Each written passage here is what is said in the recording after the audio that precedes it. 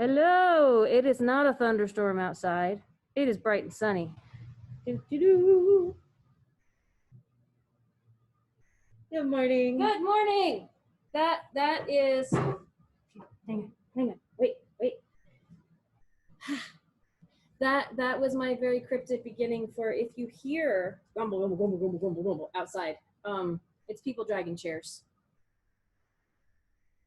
Because you know why pick up a chair. Anyway, they are wire, metal, heavy. They're a lighter end of cast iron. You can pick them up, but they're you can. But why do that? Yeah. And on concrete, it makes a lot of noise. I'm starting off the day with a grumble. I'm sorry. The grumble is not just outside; it's right here. Let's try to make it better. I'm going to look at the bright sunshine. Ooh, someone's getting flowers across the way. That will enliven me. Someone is delivering flowers across the way. Yay! Welcome to the Thursday sideshow. The Adventures of Liz and Rebecca. Yes, the Sun Dragon sideshow. Yes. I'm Rebecca. I own the place. I'm the minion. She Sun Dragon Art and Fiber at Brevard, North Carolina. Yes, that's what she said. So yeah, hi, welcome to Thursday. Thursday has become our Dear Becky and Lizzy day, in the vein of Dear Abby. And did you check your email? I did. I'll check it again. Nobody. It's okay. We have one letter. We have. Look, it's all pretty. We got a card. So we're going to talk about the letter in just a second, and then we're going to talk about a subject that was spawned from both a Becky and Lizzy adjacent idea and a knit night, perfect storm idea. And then we'll see if there's time to talk about what we're working on. Ding. Yeah, nobody. I almost had some dings in my morning meditation this morning because I was filming all silent and quiet. And Brian was getting texts. So it was very quiet and then bing. It's like, oh, really? If it was rhythmic, it could have been part of the meditation. Yeah, but anyway. So, just the one? Just the one. Sweet. Means we get to give it essentially a little more attention. Excuse my yarn lung. Yeah. So, I've been distracted lately. It's not a thing, right? No, and it's easy to be distracted. The level of distraction has been a little higher than normal, I feel, lately. Well, yesterday I got a text from one of the ladies I need to have an appointment with, and she was like, I'm calling you out early, or, not calling you out, but letting you know, letting you know early that we need to have an appointment and what day next week works good. And I was like, Mondays always work good. Mm-hmm. And she went, okay, awesome. How about 10 o'clock? And I was like, sure. And so I didn't forget. I even went to my calendar and I went, Monday's Labor Day. Okay, no worries. It's pandemic. Who cares? Yeah, it's pandemic. So holidays don't exist. And about 5 minutes later, I got another text going, hey, Monday's Labor Day. And I was like, I couldn't tell you. Yeah, I mean, our hours are going to be the same as they always are. And sorry, knitters, I'm not having a Labor Day sale. We have a whole September sale of things being online, and our online shop are 10% off with the first Moversary code. If you don't know how to spell that, because Liz invented the word, it's on the shop site on the homepage. I came up with the word. You came up with the spelling. Would you have spelled it differently? I don't spell very well, so I just took. Okay, here's what I did. So move ends in a VE, and anniversary has a VE in it. So you just merged So move. That's probably what I would have done. And then I picked up with the VEs. I didn't double it. I didn't do move versary. Although there might be one in there. If you misspell it, you might still get it because I put a couple different spellings in. But moversary, the overlapping letters went like this. So move, anniversary. I took the Anna and the two letter, boom. Yeah, anyway. So, how my brain works, 101. So, you keep knitting. By the way, we need to, so we don't lose track, because you're knitting, and I just pointed out that you're knitting. What are you knitting, Liz? I'm knitting a gnome hat with my my yarn. The yarn she made. That I made. So pretty. And then, because this is not going to make a long hat. Well, and I said, ooh, that like goes with the Absolute Zero. There was another yarn she found that it goes with. It matches perfectly with the dark chocolate baby butts and unicorn kisses. Otherwise known as Amano Puyu. Puyu. We call it. Ever remember Puyu? It's baby butts and unicorn kisses. And so, like, when it goes into the chocolate, if it's in the light blue, like I'm getting into now, I do the Farrelly bits. Yeah. And there it is.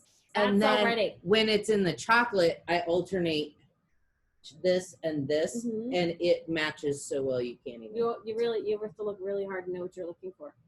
It's really cool. You could sell your yarn at the shop. No. Nobody wants my yarn. It's full of knots. It's beautiful. It's sad. It's not balanced. It's sad. It's still beautiful.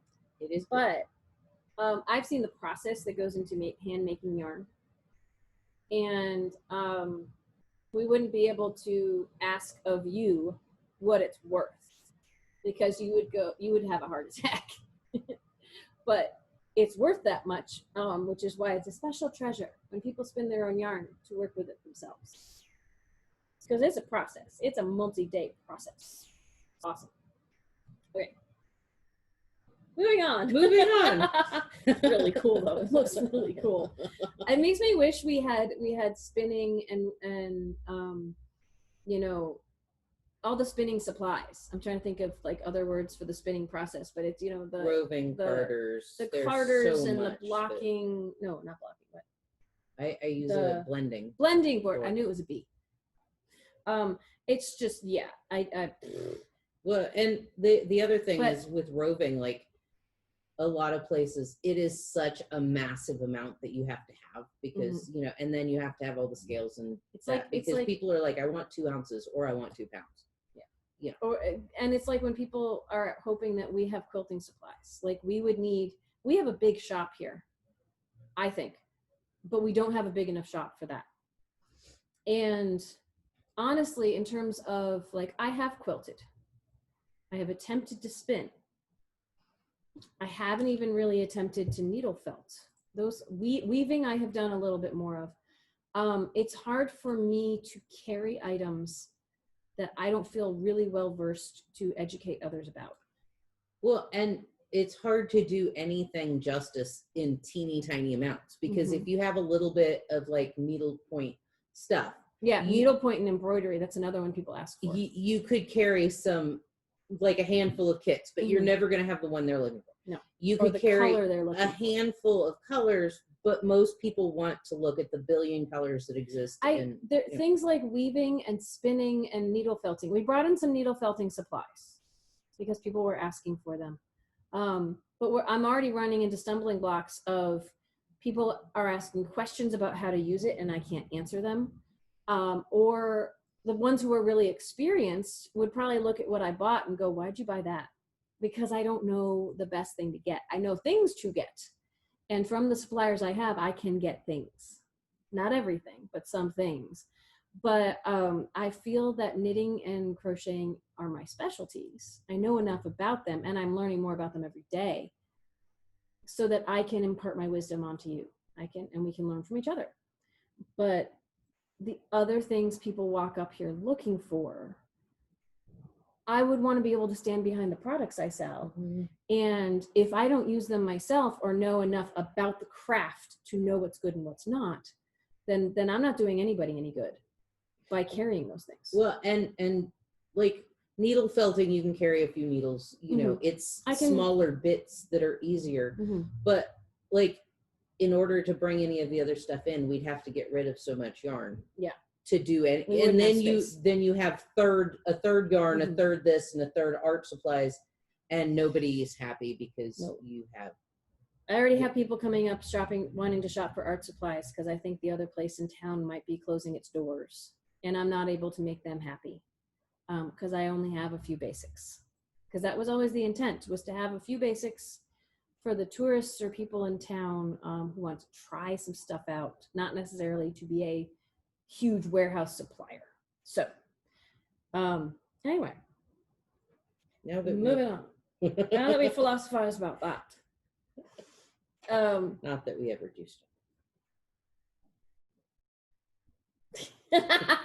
Okay, so Dear Becky and Lizzy. Dear Becky and Lizzy. I've been working on a couple of simple projects that are a striped pattern. For example, 2 rows color A and 4 rows color B. So my question is, when I'm counting my rows, are the stitches on the needle also a row? Sincerely yours, Confused Counter. I love the sign-offs people are coming up with. Oh yeah. Okay, so Dear Confused Counter. This is an excellent question. Excellent question. I happen to be on a color work row. And I happen to be making a color work sweater. Yeah. That does something like this.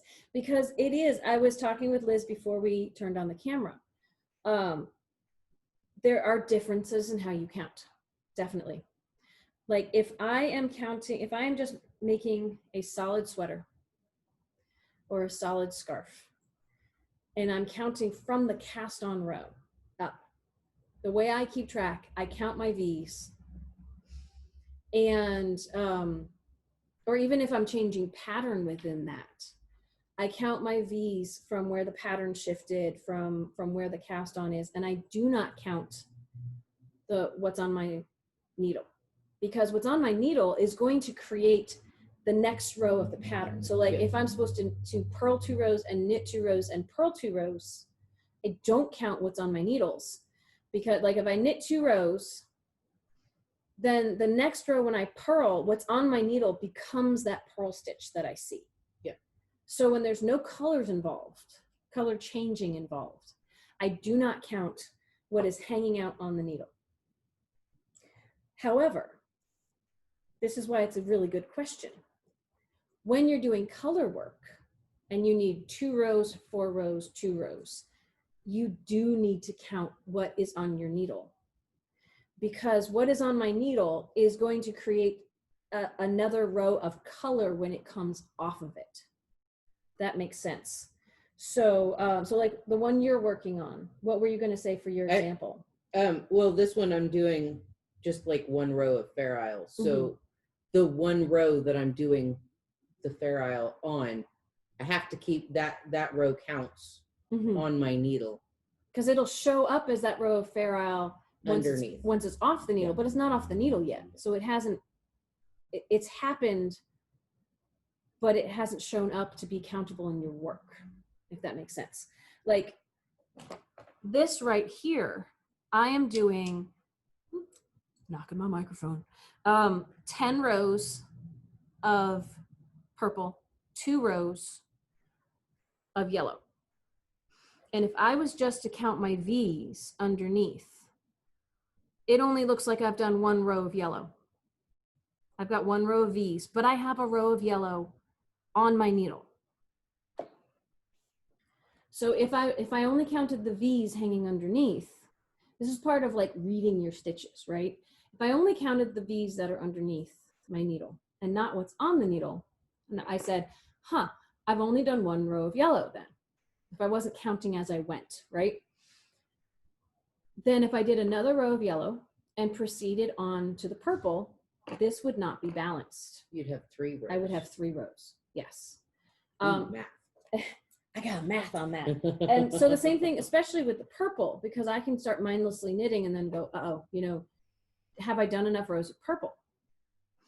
And what would happen? I mean, there would be consistency if you decided not to count what's on your needle. And as long as you were consistent, your stripes would stay the same. If I only counted what was under my needle, not to get like super confusing or anything, it's not a thing.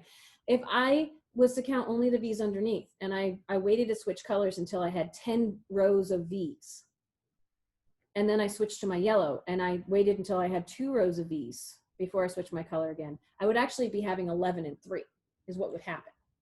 And as long as you're consistent with that, it's going to look very consistent. Like a scarf or something else. But confused counter here. If your pattern is specifically saying, do 2 rows and 4 rows and 2 rows and 4 rows, and you want that to happen because the sizing won't come out right in the end. Yes, you want to count what's on your needle. It's different if it's one color and it's a stitch that's forming, because that drops off to be able to count the row of what you're doing. So when I have to count from like a knit 2 together, like a row with a knit, I'm supposed to knit 2 together every 4th row. When I go back and look at my stitches, I'll find the overlap of the knit 2 together, and I'll start counting the V's above that, not counting what's on my needle, to make sure I've got the right number of rows. But if it's a color that needs to show up, that's, I mean, for me, that's important. I'll count what's on the needle. For me, that's also important in terms of when I'm trying to keep track of a Fair Isle pattern, like you're doing Fair Isle work. If I'm trying to keep track of a pattern, I have to remember that the last row I did is not hanging underneath my needle. It's on the needle as I do my next row, as I'm coming across it. So I'm looking at the stitches hanging on my needle for color to know what to do next and if the stitches are overlapping right. Yeah. So when color is involved, pay attention to what's on your needle. When you're sticking with one color, you're probably safer to count what's underneath. I hope that helped. So follow-up questions, bring them on, okay? This actually made me think of another color work thing, which is more for brainstorming for what I want to do in my tips and tricks. And that's when the other thing, if she was knitting in the round, like I am on my sweater, and you do 2 rows and then 4 rows, when you switch colors, the spot where you switch colors, you can have what's called a jog, because the color will go like this when it shifts, instead of looking like it goes in a circle. And there's different ways to deal with that. And so that might be a tips and tricks in the future. We'll see. Yeah, my Fair Isle is all jig-joggy, but it'll be in the back of the house. But it's, yeah, if it's in a spot like an underarm or whatever, who cares? So some people are going to say, no, I care. And there's ways to deal with, there's ways to hide it. It will not look perfect, but there's ways to hide it. Anyway, that's a subject for another day. Next, I thought we would, that adjacent topic I talked about, we talked about getting your Christmas knitting on or your gift knitting on and simple projects, things we had, I'm forgetting the sign off of the person and I don't want to divulge who they were. Because some of them we know. No, oh, was it in the email? It was about gift knitting for people for gifts. Like, what are some cool ideas? What are some quick? It was Mindless in Maryland. There you go, Mindless in Maryland. That spawned a whole discussion on one of our sit and stitches, which is tomorrow night, by the way, Tuesday and Friday night, 6 to 9 Eastern time, with our shop phone number on Zoom, 828-877-3550. The more you know. Okay, so so we were saying, ooh, what about shopping for knitters and crocheters? So we have all the knitters and crocheters who knit for others. What about if you are buying a gift? We have people who come in all the time who are not knitters and crocheters themselves, who will come in and say, hey, I want to buy a gift for a friend, she knits. I want to buy yarn for somebody. And they want to buy yarn. And it's like, well, and all the questions I would ask a knitter, they may not be able to answer. Like, so what colors do they like? They might be able to do that. What thickness of yarn do they like to knit with? What kind of things do they make? Wool versus plant. What fibers, and someone who doesn't knit is easily going to get overwhelmed by that. And I can't tell you, I mean, I appreciate every gift I get from every friend who knows I'm a knitter and crocheter who wants to get me yarn. It's wonderful. But inside voice is often saying, like, I'm like, oh my gosh, this is so great. Thank you so much. What the heck am I going to do with it? Well, but you and I, I'll find something. You and I tend to knit with all fibers, all weights. So we can, like, we can find stuff, but there are knitters who only play with lace weight yarn or only play with the thick or they're stuff. allergic to something. Yeah. And their friend who is well-intentioned may not know that. So if they absolutely must get yarn, I usually suggest maybe one of our local dyes. Yeah. or like Just Bite Me, which we happen to be out of the 9 to 5 right now. The basic sock weight yumminess, like something that is reminiscent of where you were, something that could be a one skein project. That's wonderful. So if they absolutely like, I have to get them yarn, we will try to supply them with something unique. But honestly, we will usually caution people when you're shopping for a knitter crocheter, don't get them yarn. Unless the knitter or crocheter or yarnie of any type has told you exactly what they want. Yeah. If you have a very specific request, like if someone says, oh, you're going to Brevard, can you get me like blue fingering weight? Just bring me home some of that. We can, you know, spouses, family members, sometimes we will give them specific lists, right? If you're a knitter or crocheter, prep your shoppers with exactly what you want, or you will get really random stuff. But you know, we were talking ahead of time that we often, especially if the person coming in doesn't know much about the craft, we suggest notions. Yeah, notions or a gift accessories. certificate. Well, there's always the gift certificate. Well, it's like if you know somebody that likes working on cars, you go buy them a distributor cap. Yeah, because they could have 6 million of those. Because it's a car part. Like, so, but a wrench here, and it's like, thank you. I'll add it to the 6 I already have. Which, you know, honestly, if you lose stuff, that's good. I just find it funny that people wouldn't do that for somebody who works on cars or somebody who does, you know, other stuff. But for knitters, it's like, but it's yarn. Who cares? Here, yarn. Yay. And it's like, you're happy now, right? Yeah. Or like, oh, I want to buy them a needle. Well, what needles size? Do they have, or what needles do they like knitting on, or that can get difficult, you know. But I find fun notions and accessories, things they may never have had before, or things that can add to their toolkit. You can't necessarily miss with that, or you hopefully. We had a brother come in last year. Okay. For his sister's birthday. They're older. They're not like they were like our parents' age. The brother was, and do you remember? No, I'm remembering something I should have said about gift certificates. I'll wait. And he was like, I need to buy some yarn for my sister. She knits, and we're like, notion-y things, and he was like, redirect. Ooh. He bought her a yarn winder. He bought her. There's always You're gonna show off the magnetic necklace. And then he was like, I do woodworking or whatever and need somewhere to just sit, little tools that I use over and over again. I'll buy one of those for me. And, you know, like. Some of them work. Oh.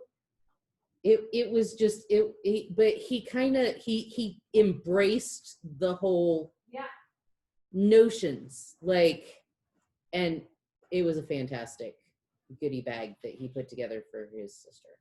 So what I was going to say about gift certificates is I bring over, you reminded me of more fun notions. Oh, yeah. What I was going to say about gift certificates is, yes, they seem like, but that sounds like it's so impersonal. But if it's a gift certificate for a specific place that you know they want to shop, then it's not impersonal. Like a generic gift card, Amex gift card, can feel like, well, I didn't know what to get you, so here. But if you give them a gift certificate to, like, for someone who works on cars, getting them a specific gift certificate to where they can get the parts they need.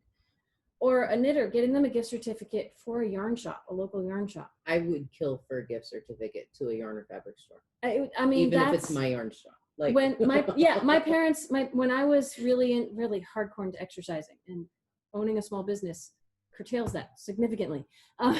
They would give me a gift certificate for Fleet Feet. And oh my gosh, that's the best thing, because then I can get what I want. But it's at a place that they know I'm going to use it well, you know? So it's a really thoughtful gift. Anyway, so accessories. When I started brainstorming about this, excuse me, yarn lung, yay. When I started brainstorming about this, the first things that came to mind were things like, we have these gift packs of, and these aren't up on the shop site yet, but I can always try. Eucalan wash. So for blocking, for hand washing your delicate knits that you want to last longer, Eucalan makes wonderful soak wash. Soak is another brand. We have a few of those left. We mostly carry Eucalan now. They're fantastic because this is turning into a mild QVC. But I don't know if I'm going to list prices on everything though, because that gets way too QVC VSC-esque. But they're all different flavors, and this gift pack means that you can try all the flavors. There's flavors. Don't drink it, please. They smell nice. There's unscented. There's lavender. There is, what is this one? This one's eucalyptus, grapefruit, and jasmine. And each bottle is enough to do a little lot goes of a long things. way. These are really cool because unlike detergent that you would use like a little bit of Tide or a little bit of something else, you don't have to rinse these out. So you can soak it in it, and you don't have to worry about like damaging your knits by rinsing and scrubbing and that kind of thing. So we also have wipes with these that can take off little stains, like spot treatments, which is cool. I have to see if I can get more of those actually. But gift pack, let them try it out for themselves. This is a really nice gift. And any knitter or crocheter can definitely use something to hand wash, even if they don't block. Like a lot of people use that in their blocking water. You never know when something's going to happen to your shawl or your cowl, or you know. Might be like, it's not machine washable yarn, but you're like, when am I going to need to wash it? Something happens and you have to wash it. It's in your bag and your coffee dumps all over it. It's not a thing, Liz. No. It wasn't my coffee. It was coffee I was schlepping. I had a knitter who didn't realize there was some food in their bag, and they found it a very long time later. And it was bad. And this might have saved it. I don't know. But the next place my brain went was our flight of stitch markers from Cocoknits. These are great for knitters because we've advertised on the VSC before. It's got little tubes of different types of stitch markers so they can try them out and use the ones they want. You can see all the different types on the back. Those are actual size, by the way, but they come in fun pastel colors. They're not, but yeah, this is not actually a gift for a crocheter though, because you see all those, only one over by my finger opens. The ones that are fixed, that don't open and close or have a way to get in and out, work for knitters because they sit. This is again something, if you don't knit or crochet, you wouldn't know. They sit on the needle. You can't use those with crochet. You need something that's going to go into the fabric itself in crochet. For those, we have two different kinds. One is in here. One is the split ring. It's great. These are my absolute favorite. The sharp and stabby. They are sharp and stabby safety They lock penny. shut. They lock so shut. they won't fall off. Yeah. One of these could awesome last a bang for your crocheter forever because generally you only need like one or two. Rainbow colors, yep. Really fun, or pastels. I think these guys rainbow. Yep, or? They're rainbow. Okay, might be a pastel-y rainbow, but you know, yeah. But that leads us to things that everybody can use, like row counters, also from Cocoknits. We have a few options in the shop, but I think only the Cocoknits ones are online. We mentioned metal. Like one of the cool things about Cocoknits is like everything is metal, plastic coated or painted, or just they have metal in every single, even their little needle gauges, which are excellent gifts too, by the way. They are actually purposefully designed so that they can work with the Maker's Keep. And I don't even know where my Maker's Keep is. We brought a box, which is essentially a bracelet with a magnet on it, so you can keep things instead of having them fall all over the place. So even if they don't have the Cocoknits accessories, if they have any metal accessories at all, like needles, so needle people who needlepoint would love these. You can put your scissors will fit here. Like if they're not too big, they will stay on there. I have a little pair of embroidery scissors. There you go. Yep. Knitter's Pride has their own version of this. The Maker's Keep was first, but Knitter's Pride has a whole cable needle set. They have metal cable needles inside. But this, even though it's a necklace, even though it looks like metal, this is what she was referencing with the guy shopping. Was it for his sister? His sister. This is actually a magnet, even though it has a natural wood look. So this one with if scissors are too heavy, they will fall off. But it's nice to, if for people who don't like to wear something on their wrist, it's got adjustable leather cord. I have both. I love both. Thunderstorm is the coffee group leaves. Anyway. I love both. Both work interchangeably with the accessories. Yes. Anything that's got metal on it. Yep. Really cool. That actually reminds me of something we didn't bring out, the chart keepers. Like we call them trapper keepers because they are folders with a magnetic surface inside, or it's metal. One side has a metal surface, so magnets work with it. Yeah. So you can hold your pattern in place. Accessories to help make knitting and crocheting easier, to help facilitate the process, are the direction we're going in here. Variations on the wrist rulers are fantastic. I don't wear mine as much anymore because pandemic, but at home, oh my gosh, we've got thin ones and thick ones. They actually have the thicker ones come in a couple different lengths, but they are fantastic. I know we've talked about them on the VSC before. Yeah. For being able to have a measurement thing right on your wrist. It's wonderful. They come in, unless you have much bigger wrists, and then we can order a 19-inch one for you. The 17-inch would fit like just about everybody. The caveat I have on things like this, and the reason I didn't bring our ring row counters over here, are that sometimes you need to know sizes. Like the ring row counters are fantastic, but it's like trying on shoes. And it's even harder. It's hard to buy for someone else. It's almost harder than that because everybody assumes it's your ring finger. Like they've sized their ring finger, but that's not usually what people put a ring row. You're counter. looking at your first finger or your thumb. So and trying them on, and they don't come in half sizes, and there's a whole. I love the ring row counters. They are fantastic, but they're hard to sell remotely, or to people for gifts for someone else. Because where a gift certificate would come in. Gift certificate, there you like, go. Hey, I want to buy you a row counter ring. Here's a gift certificate for the row counter ring, so you can go try it on. And Tuesday and Thursday, we can help you try them on outside. Exactly. Or sign up for indoor shopping, and then you can try all them on to your heart's content. Is that the last batch that we have real quick? I know we need to wrap up because Vikings. Yeah. We need to prepare for Vikings. We did not have Vikings on Tuesday, which makes me think we might today. So we need to be ready. The only other thing I have in front of me here are if you want to splurge especially, are combos of needles or hooks. Especially if you know they don't have this yet. So did you want to? No, I will.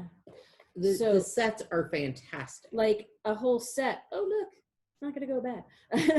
A whole set of Lykke hooks in a package, right? That you can prop up. Oh my gosh, it's wonderful. So if you know someone crochets, this is wonderful. Even if they already have some hooks, this gives them a full range. We have a less expensive option. This doesn't have every size, but this is the Knitter's Pride hook set. Again, get them a range of things. Then if they're like, but I already have X, Y, and Z, they might not have all of them. We do have a steel hook set. I would not recommend that. Crochet. If you know somebody that crochets, I would not say, go get them a steel hook set. You've got to know that they like really teeny tiny stuff. Like then that would be a wonderful idea, right? So it depends on the level of knowledge you have of their crafting. Yeah. For interchangeable needle sets, again, this is a more generous gift, but interchangeable, we'll probably revisit all these as Christmas time approaches, but thinking hats off. We have ChiaoGoo makes a few different sets. We can run people through options. It usually is a whole sit down session when someone says, I want an interchangeable needle set, because there's a lot to consider, and we're not going to go into all of it now because Vikings may be on the horizon. So ChiaoGoo, our favorite needles of all time in terms of metal, with the metal cord, the red lace cord. They make different size sets. We've got ones from Lykke in different colors, which is always fun. They all have different pros and cons to them. And we also have a variety of Addi sets, because some people just love the Addi needles. And I'm trying to open this up in a way that actually shows them. I was showing someone how to use a needle, so I have this here. We have Addi sets with different length tips or different sharpness of tips. There's so many options. So even that is might overwhelm a shopper who doesn't know what they're looking for a friend. And once again, we even have the little sets. You could always say, hey, what's the average price of a set? I want to buy a set. Mm-hmm. And we can run you through do a gift card, or, and put on there, hey, go buy yourself a set of needles. You can personalize it a little bit more. Yeah. So they know you're thinking about them, right? So, and to all the knitters and crocheters out there, if any of this was like, ooh, yeah, I want that. Now you can give people specific ideas. Because, I mean, have you ever shopped for someone who was really passionate about a topic you didn't know much about? It can be really helpful if they give you specific ideas. Your sister got you a winder and a Swift for Christmas, and you were so new to knitting, you really didn't know. No, it was like, I keep talking about this, shout out to Rachel. I keep talking about this as one of the, if not the best Christmas presents I've ever gotten. And I was just starting to knit. I think I've shared the story before, but it's worth telling again. I was just starting to knit. I had never seen a twisted skein of yarn before, like this. Hadn't even started knitting with this yet, but I was really getting into knitting. Probably shopping at the big box stores, all that stuff. And Rachel did her research, and she got me an umbrella Swift. You'll see it behind me when I'm filming my tips and tricks videos. And she got me a little plastic Royal winder. The Royal company doesn't make them anymore. They are the best little plastic winders. Like, mine has lasted for like at least a decade, if not longer. Knitter's Pride and Lacey's both make approximations of them. We have them here in the shop, but nothing beats the Royal winder, I will say. And I looked at them and went, what are these? How do I use them? I had no idea. And I still use them to this day. Like, I honestly can't remember when I got them, and they're still working fantastic. So, if there's someone on your list, if you're a knitter and there's someone on your list who's new to it and you want to get them excited about it, think about what might encourage them to do more. Yarn bowls. We didn't even, I've got one here. Yarn bowls of any type are awesome. We have some coming in from Bryson from Prim that keep your yarn, and oh my gosh, shout out to Jessica. She talked me into trying to get some, and I'm really looking forward to advertising them to you when they come in.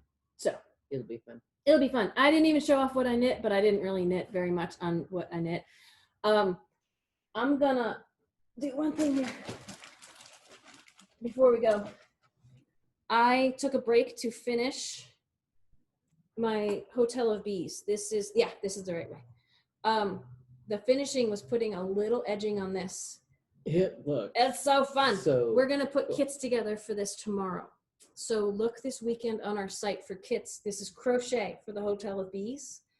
I haven't decided if I want to block it or not.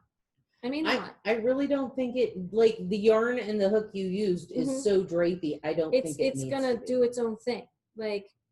Not really sure. It needs to open up. Yeah. Just the bottom part here is the one where the weight of this part looks different than this part, even though they're the same, because there's not as much weight pulling on this. Blocking could help that, but I may not have time to get around to it. But look at this. Isn't this great? That is gorgeous. We'll put kits up online, and you can save 10% this month. All right, we got to go. It's 10 o'clock. Yeah. We love y'all. Miss you. We miss you. I'm already standing, so I'm going to go turn the camera off. Like us. Subscribe. Mm-hmm. Anything. Share. So us. We're at 406 subscribers. Let's keep going. So exciting. If you want a question answered on a Thursday, Dear Becky and Lizzy, Sun Dragon Art and Fiber.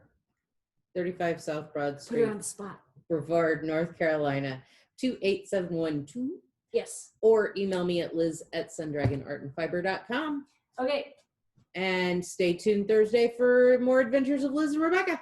Have a good weekend.